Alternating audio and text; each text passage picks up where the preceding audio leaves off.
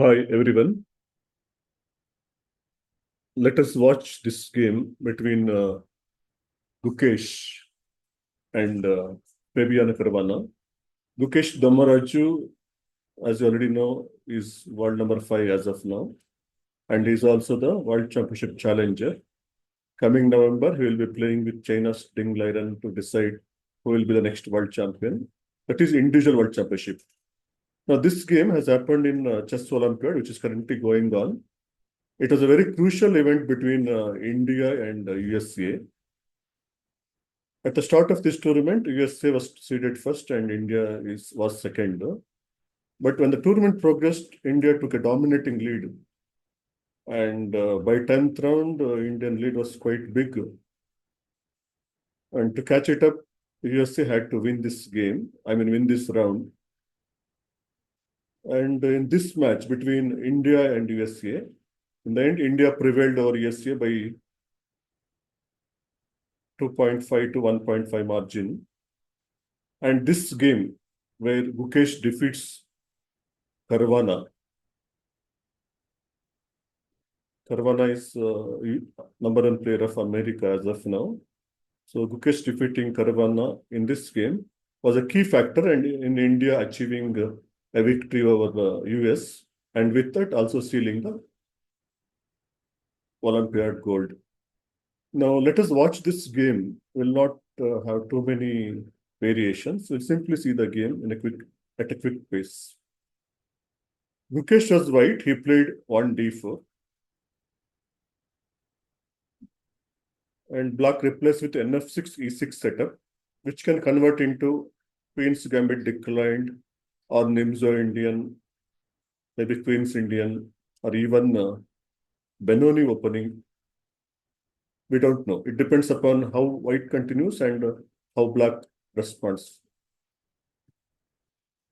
Gukesh went for g3, Ketlan-like setup, and we are in Ketlan variation of QGD now. QGD means Queen's Gambit declined. In this position, black is supposed to play bishop to e7 or even c5, which will lead to rush variation. But in this game, I think to make the position a little bit irregular, Caruana played nc6. Maybe his idea is to take the game out of any main opening or rule out any opening preparation and bring about a new type of position as early as possible. Gukesh replaced with nf3 and black plus rook b8.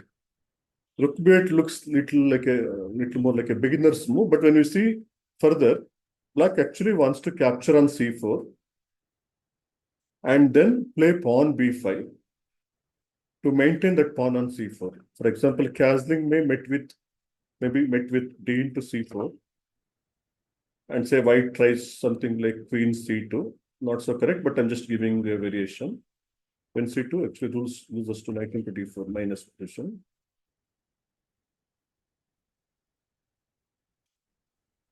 So when white tries to capture back the c4 pawn in some way, then black will play pawn b5. With rook on b8, when pawn b5 is played, he need not worry about any of ideas. He can simply take knight into e5. So in this position, white cannot castle. So that's why he captures on d5 first. Black can capture back on d5, but before that, he gives this check. And then captures the pawn back.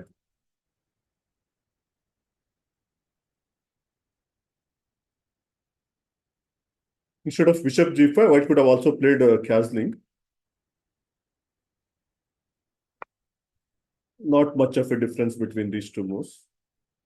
So after bishop g5, h6, which black has to play. Otherwise, that bishop on g5 is quite irritating. White captures on f6, black captures back. And white castles. Now, black cannot automatically do castling here because this pawn is going. So he has to capture on c3. which is done by Caruana. And white goes pawn c3, black castles. It's a slightly different type of position compared to normal queens India. Queens can be declined positions. White makes a good move in this position, knight d2. He simply threatens to capture on d5. Plus, at the right moment, he will go for pawn e4 break. Ne7 is the right way to defend the d5 pawn because later black can play pawn c6, this move, which will solidify his d5 pawn. White played e3, maybe an interesting waiting move, not changing the character of the position immediately, but making a useful move, useful waiting move. This move simply threatens to capture the pawn on a7, which is unsupported. Black has to play a6. Now, since black pieces are getting ready, if white should not sit idle. Anyway, most of the pieces are white pieces are developed, except the rook on a1, which can come to b1 at any moment. So white should go for some sort of activity. So e4 is the move said by Gukesh. Black tries the aggressive c5 to create counterplay. May not be so correct because now white finds a very nice move, Gukesh, which gives him some sort of opening advantage. It is not a winning position for white, but white has a nagging advantage because of this nice move queen a3. The idea behind this move is, in case black takes cd4, big mistake, pawn e5 distracts the queen from the defense of the e7 knight, and e7 knight gets lost. For example, queen g5, nf3 is winning for white. And in case he takes the pawn, takes this pawn, we'll simply take this knight to win the game. Even though black will get 3 pawns for his piece, they are not enough because soon those extra pawns will be gobbled up by the white well-placed pieces. So that is why in this position, black is left with only pawn to b6 move. This defense as of now, white cannot take any of the pawns on c for a6 immediately. You people can work out the variations yourself. For example, queen into a6 means black will get back the pawn on d4 with a decent position. And dc5 is possible. But say dc5, bc5, queen into c5 is simply met with rook f8 and black looks fine. Black pieces gets too much activity, which this much of activity should not be given. Just for the sake of one pawn, and even that pawn probably cannot be retained. So that is why it makes sense to play rook a b1, bringing the final piece into, means developing his final piece. Rook on f1 is already half developed when white castled. So rook a b1, bringing the rook into an open file makes complete sense. Black went rook f8. It is no mysterious move or a passive move. He simply wants to protect the e7 knight so that the queen on f6 is free. And now he's ready to take on d4. That is why at this exact moment, white takes on c5, which senses that this is the right position to get something. So he goes for dc5. Anyway, he has finished his development. Now black tries to bring about some sort of complication by playing d4, which looks like his best counter chance. Any other move, white will have an advantage. For example, the previous idea bc5 doesn't work because white will simply capture rook into b8 first, rook into b8, and queen into c5 means white will remain a pawn up for nothing. So in this position, to get some play, I mean counterplay, once white takes on dc5, black should try d4. Now white should not try to complicate the position too much because black's pitch position is not bad. So while computer tells go cb6 and a few other moves, for a human being, c4 is the right move. No need to calculate too much, and it maintains whatever advantage he has already. Now, in this position, where Caruana is a pawn up, He tries queen g5. It's a double attack on d2 knight and the pawn on c5. It looks like this way, black gets back his pawn, but things are not so easy. White's best move is rook f d1, which was played by Gukesh. Now, black took on c5 with a pawn.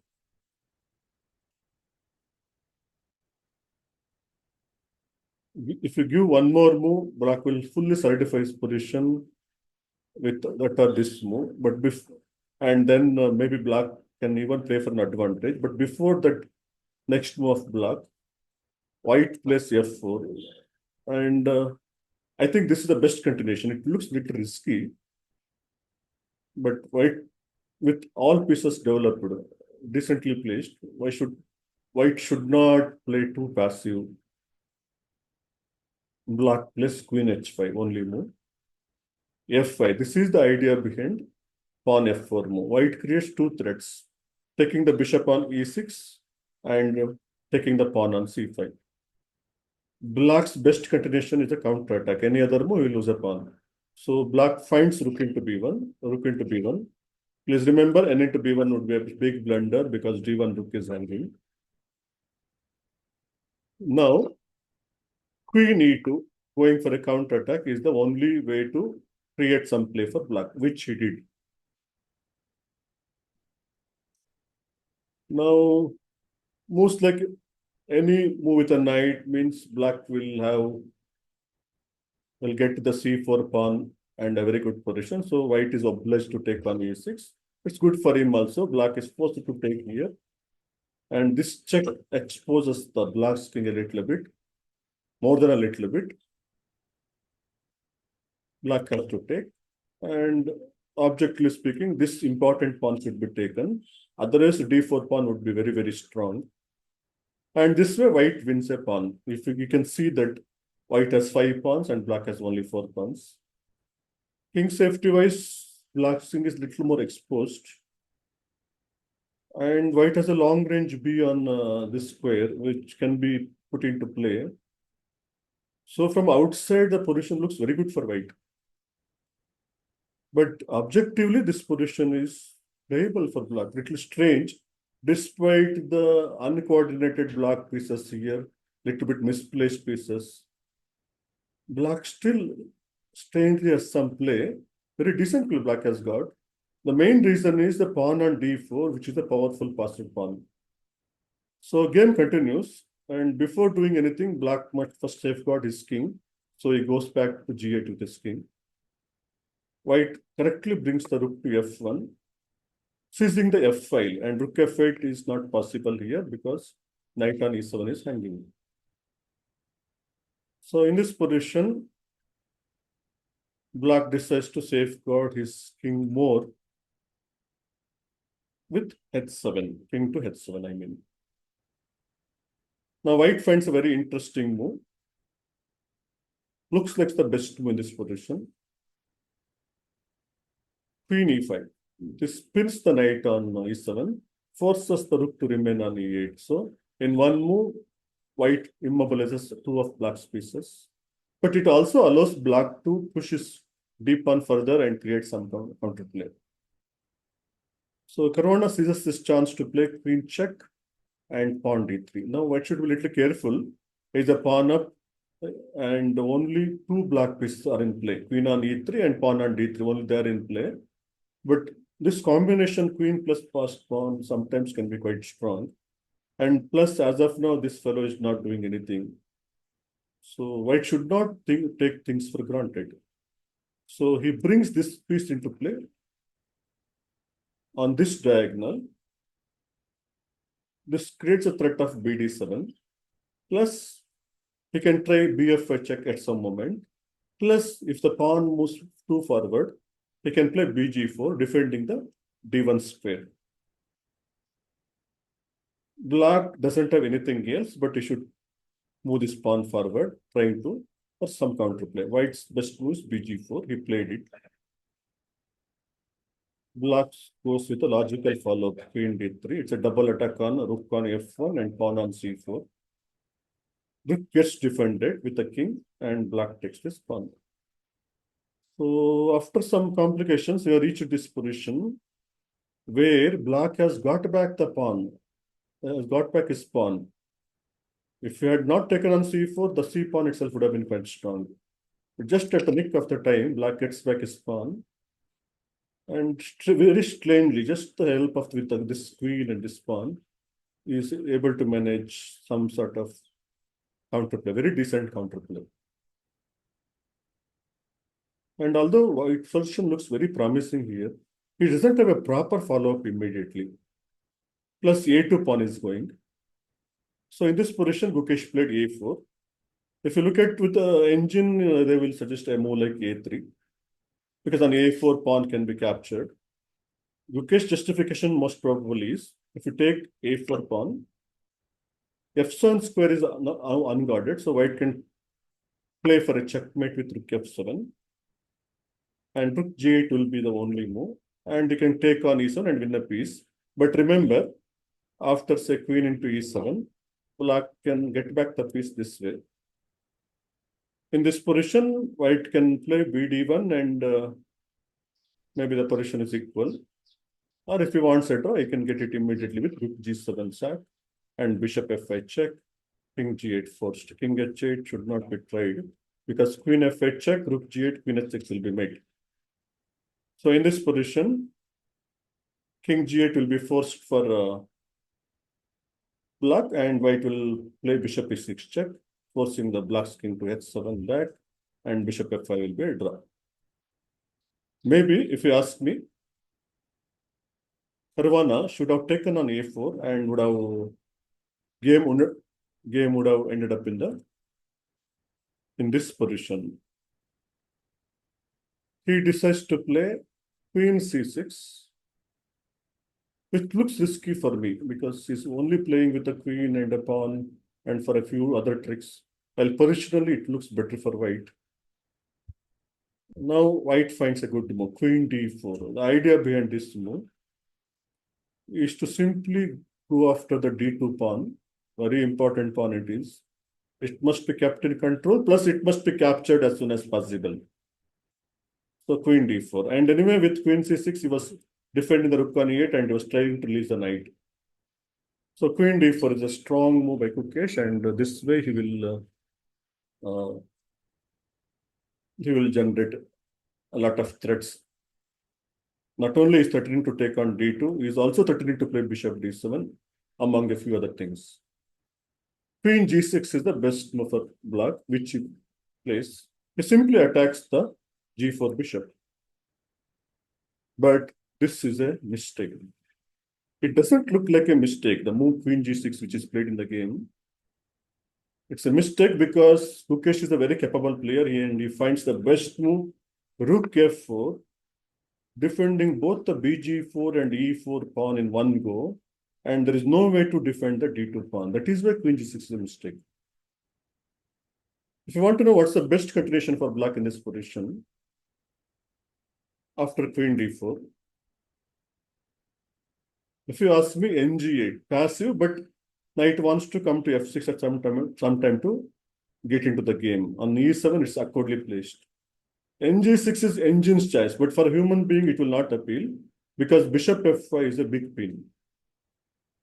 But according to engine, even after bishop f5 pin, black can maintain the position, equilibrium of the position. White is slightly better, not totally equal, but black can keep the white with only that much of small advantage with ng6. That is engine suggestion. For a human being, ng8, idea nf6 looks more sensible. But Caruana misses both ng6 and ng8. So goes queen g6. At first, a very strong move. But once Gukesh plus rook f4, black's is in a big trouble. He will lose the d2 pawn, the pride of black's position, without any compensation. So game continued with queen g5, which is simply met with h4. Black goes back to g6. If he had played queen to a5, trying to defend the d2 pawn, white would have simply played rook f2. and d2 pawn will be gone. Once d2 pawn goes without any compensation, black is having big problems. So that is why after h4, black decides to go to g6 with his queen. But it is simply met with queen into d2, capturing the pawn. Black tries to activate the rook on e8. Until now, rook didn't even create a single threat. That rook, which came to e8 long back from f8. But it's already too late for black. White is having a big advantage. And white finds the move queen d7. Such positions are easy for a super grandmaster like Gukesh. Black plays h5, trying to stir up some trouble here and there. Bishop e6. Bishop f4 is also possible, but bishop e6 is the best continuation, there is no doubt. Rook b6, trying to attack the bishop on e6. bf7 is a simple retort, attacking the queen. And black has to exchange queens himself. Otherwise, he will lose the knight on e7. And if you ask me, on the previous turn, what if we had taken on e7? Big mistake it will be, because black will take this and will have some play. And anyway, that knight on e7 is quite a weak piece in this position, comparatively weak. Huh? So what black played, b6 in this position, makes complete sense. Rook b6, bf7. Now black's only move is to exchange queens. Otherwise, it will be a piece done for nothing. Once these queens are exchanged, all type of tricks traps doesn't work anymore in this position from black side. Plus h5 pawn is also gone. So white gets an extra pawn, two extra pawns now. And in an ending of rook and bishop versus rook and knight, two extra pawns are more than enough for a win. Game continues for a further few moves, but at this position, result is decided. White is clearly winning. The continuation is this.